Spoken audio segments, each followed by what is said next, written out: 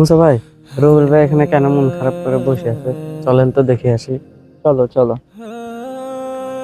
আসসালামু আলাইকুম রবিউল ভাই। ওয়ালাইকুম আসসালাম ওয়া রাহমাতুল্লাহি ওয়া বারাকাতুহু।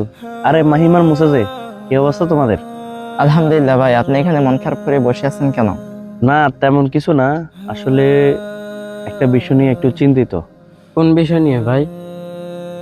আসলে মাহিম, রমাদান মাসে তো আমরা প্রায় শেষের দিকে চলে আসছি। আর এই রমাদানে তেমন বিশেষ কোনো আমলও তো করি নাই। আর জানোই তো, রমাদান মাস ক্ষমার মাস, রহমতের মাস। আর আমরা এই রমাদানে বাড়তি তেমন কোনো আমল করি নাই, যে আমল করলে আল্লাহ সুবহানাহু ওয়া তাআলা খুশি হয়ে আমাদেরকে ক্ষমা করে দিবেন। হ্যাঁ ভাই, আপনি ঠিক বলেছেন, আমরা অনেকে রোজা রাখি কিন্তু তেমন কোনো বাড়তি আমল করি না। ঠিক বলছো মুসা। আমাদের উচিত আল্লাহকে খুশি করি এই মাসেই ক্ষমা নিয়ে নেওয়া। কেননা নবী করিম সাল্লাল্লাহু আলাইহি ওয়াসাল্লাম বলেছেন, ধ্বংসক ওই ব্যক্তি যে রমাদান মাস পেল অথচ তার গুনাহ ক্ষমা হওয়ার পূর্বেই তা পার হয়ে গেল।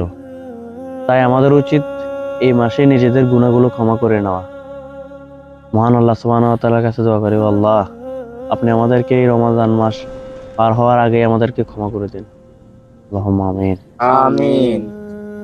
আচ্ছা, চলো ওই দিক থেকে একটু ঘুরে আসি। হ্যাঁ চলেন ভাই।